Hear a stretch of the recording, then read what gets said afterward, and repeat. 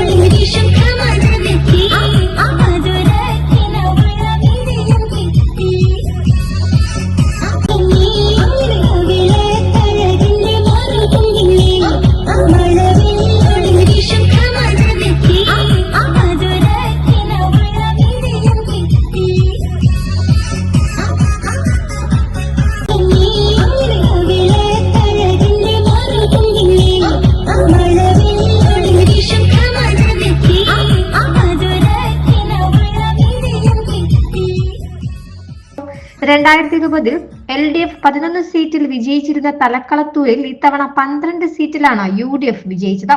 LDFന് 7 സീറ്റിൽ മാത്രമാണ് വിജയമുറപ്പിക്കാൻ സാധിച്ചത്. ACB news, Kozhikode.